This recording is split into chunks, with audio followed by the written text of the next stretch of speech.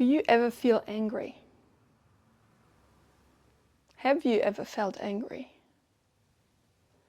In a way, this is a rhetorical question because of course you did, and of course you do. It is what we come with as human beings, this capacity to feel angry. And now we've learned that it is bad. We've learned that it is destructive and it is aggressive and it leads to results that aren't pretty. And this may be the case, but what I care about is the conscious use of anger. And when we've learned that anger is bad, we just have to take the whole thing down and we just have to pretend that we're not, when it's not true.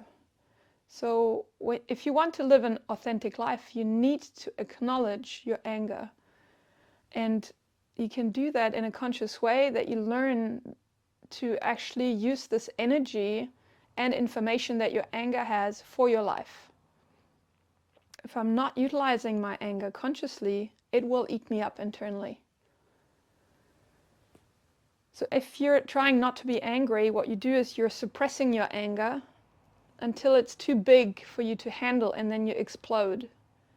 And when you're exploding, you're causing exactly those effects in your environment that you're actually not wanting to cause. And often this then leads to shame and guilt and doubt and whatnot. And then you resolve to do it better next time, to hold it down even more.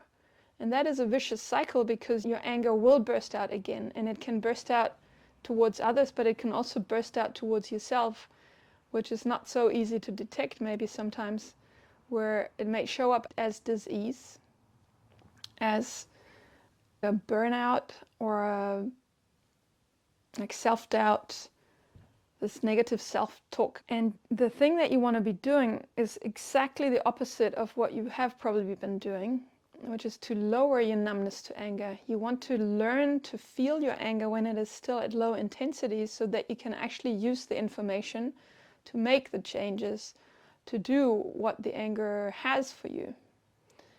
Because what you're angry about is what you care about. Otherwise you wouldn't be angry, right? You wouldn't feel angry if this meant nothing to you. So following the anger actually gives you a real good indication of what you care about deeply. And you can learn to use that consciously. And together with Alice Belt, I wrote a book because I want women to harvest their anger, to use it consciously instead of it eating them up internally, or instead of it leaking out unconsciously, where it is like poison in the interactions with others.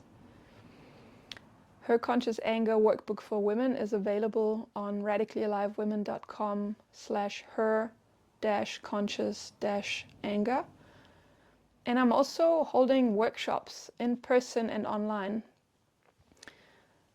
to make available this immense resource of anger that we sit on as humans, and especially as women.